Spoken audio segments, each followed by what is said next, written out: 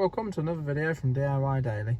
Looking into a running fault on this 2004 Nissan X Trail today. It's 2.2 diesel. It's got restricted power down the road. It's not boosting, it's not kicking the turbo in at all. The revs aren't restricted, you can rev it all the way around, but it's just not got full power.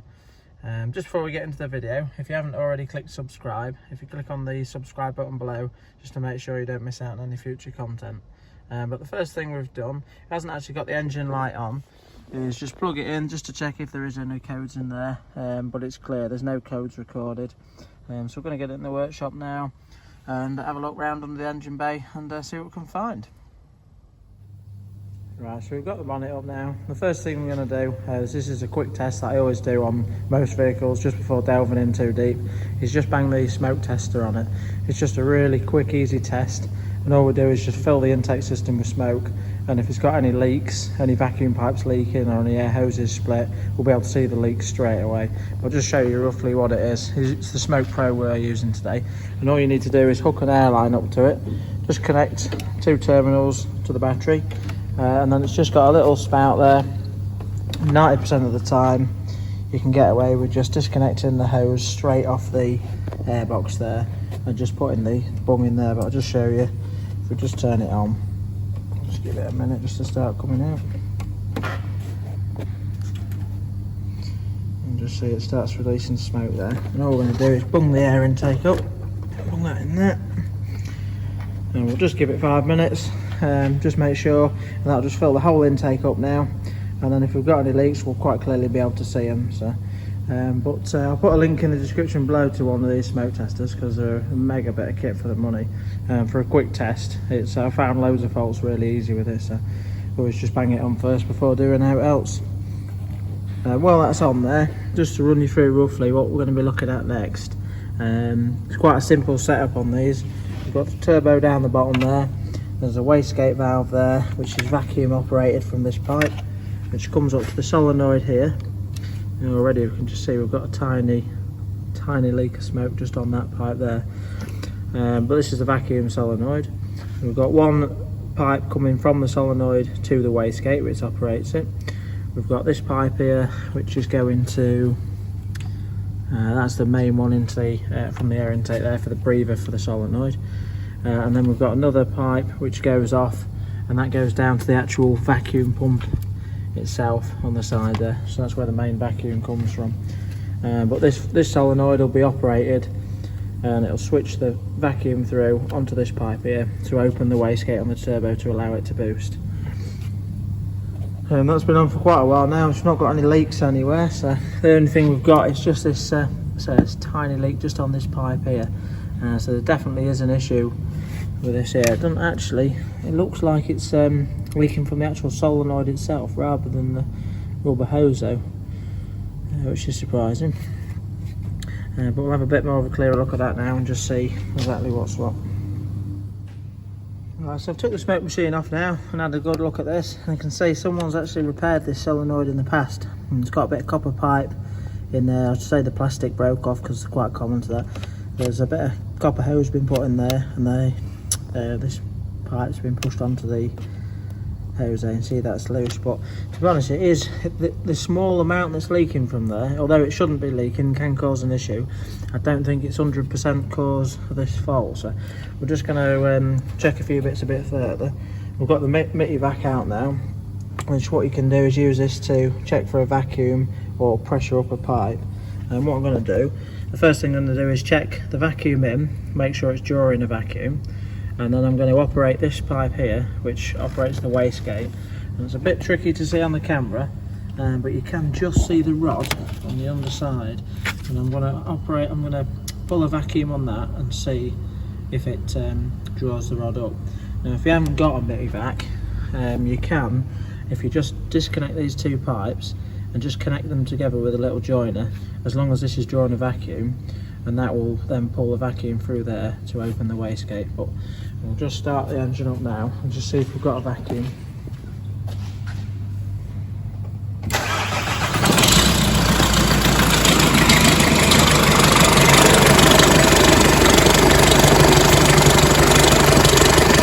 With it running, you can feel we've definitely got a vacuum there.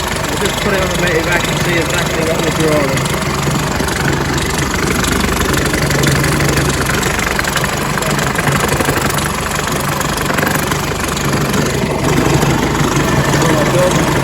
Just put the pipe into there. And you can see the drawing right down to 30 there. So it's got a really good vacuum, so we're not going to worry about the vacuum. Turn the engine off there. It's a bit loud with that running there. It's not the healthiest sounding engine in the world, but we know we're drawing a good vacuum straight from the pump.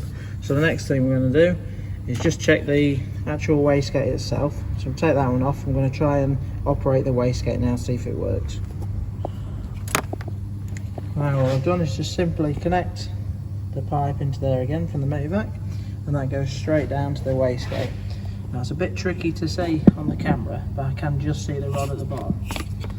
All I'm doing is just pumping that up, and see it started at 0 there. I'm going to pump that up just exactly the same way as it would if the solenoid was working correctly. Draw it right down to 30 where it normally would, and I can see the wastegate itself is actually moving, so we know there's not a problem with a turbo wastegate there. Take that off. Like I said, the only thing you could do if you didn't have let's say a medevac to test for it is just simply, you can just get a little joiner, or you can actually just hold them together would be enough to do it. Just put them two together there and that would do exactly the same job. All you're doing is simply bypassing this solenoid. Now that I've done that, I know the wastegate's working, so I'm just going to join this pipe together. I'm just going to give it a quick run down the road, and if we've got boost pressure, it might not run very well, and it might flag a code up, an over boost code, but at least if we know we've got turbo pressure, we'll know that it's an issue with the solenoid there. So I'm just going to connect that up quick, and we'll try that now. Right, so we've just got back from road test, and it's definitely got boost pressure now. You can tell it's going loads better, so you can't leave it like that permanently, because a turbo will build up its pressure and then release it in one go to give you like the boost.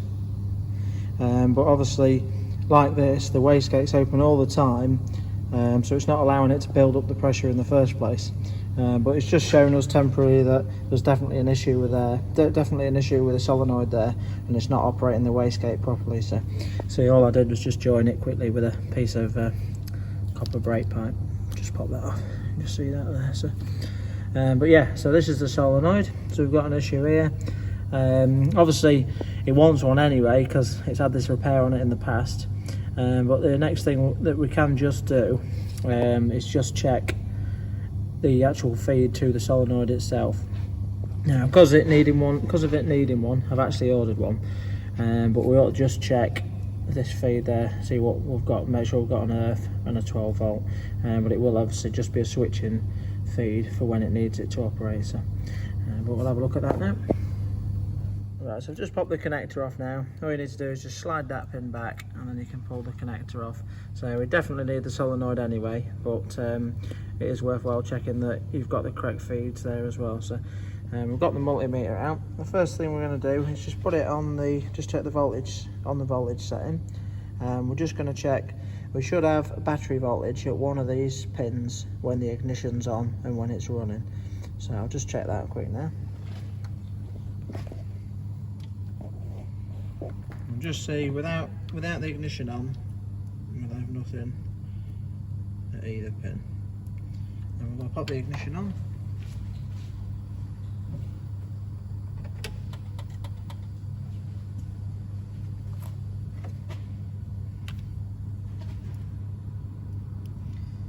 And we've got 12 volts on that pin on there. And then when we just start the engine up, that should just run at battery voltage as well. We'll just check that in a minute. But how these work is they have a permanent battery feed, and then the earth is switched. So it gives it an earth when it wants it to operate the solenoid. I'll just start the engine now, just make sure that changes to the battery voltage.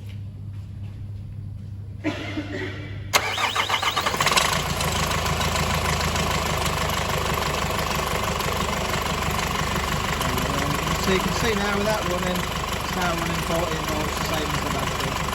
Just put the 10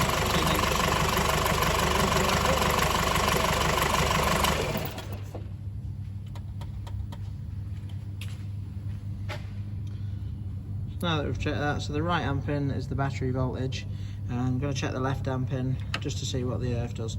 So we're going to go on to the continuity setting, and this will show us a resistance as well, and just if it's got an earth there. So we've got the other multimeter pin on the earth terminal on the battery, and then we're going to use this to check the earth there. Now at the minute it's not showing an earth at the pin, but with the ignition off it shouldn't do so. I'll just show you how that works. If it was earth, all it would do is just make a bleep on the multimeter just to show that it's connected. But we'll pop that in there. We'll just pop the ignition on.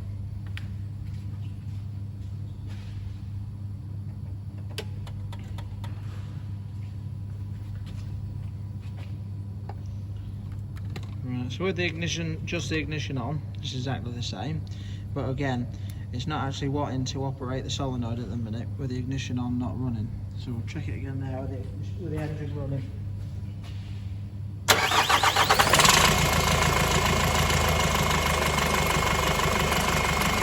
So I don't know if you can quite hear it, but it is making a bleeping tone now with the engine running. So it is actually supplying an alert to try and operate the solenoid. But we are showing quite a high resistance, so we might actually have a bit of a wiring issue there as well.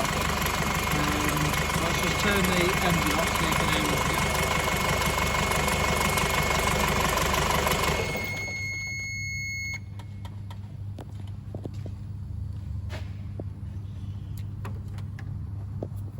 Right, so yeah, I don't know if you could quite hear us then, but we've definitely got quite a bit of a resistance on the earth wire to the solenoid as well. But seeing as we've definitely got a faulty solenoid that needs replacing, we'll just pop the new solenoid on first, and then we'll look into the wiring. I just want to make sure that the resistance issue isn't because it isn't actually operating the solenoid, so we'll put the solenoid on first and go from there. I'll put some links in the description below for the part number to a solenoid and where you can get one from as well. Right, so new bits arrived in the post today. We're just going to get it swapped over. It's fairly straightforward to fit. You just see we've got two 10mm bolts, just one there and one over the other side as well. We'll just whip them out and swap it all over, and we'll give it a try, and hopefully we'll get back to full power again. Right, so we've got the new bit fitted now. It wasn't quite as straightforward as just whipping it off. Just the back 10mm, you can't quite access it, so we've just had to take the four 12mm off on holding the intercooler on. One at the front there, one just at the back corner there, and then another two on this side, just one there and one there. So I'd simply take all them out, and then we could just pull the intercooler up enough just to get the 10mm out from the back there. So we'll give it a quick run now. Right, so we've just got back from a 10-mile road test. Everything's boosting fine. We're back to full performance now, so we've sorted the problem with that, which is a nice little fix.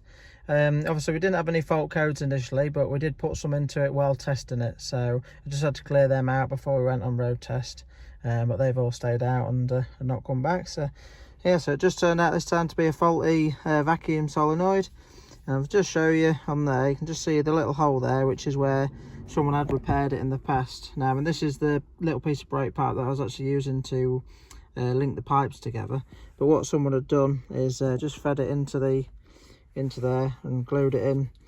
You know, not too bad a repair really. I must admit I've had to do something similar in the past, but it just obviously wasn't quite sealed around here as well. But I think it's probably been like that for a while, but the actual solenoid itself's packed up electronically now. So but yeah, not a bad fix in the end really. Hope the video helped some of you. If it did, give it a quick thumbs up and subscribe to the channel. I've put some links in the description below to all the tools used, the part number for the solenoid as well. But thanks for watching, and we'll see you next time.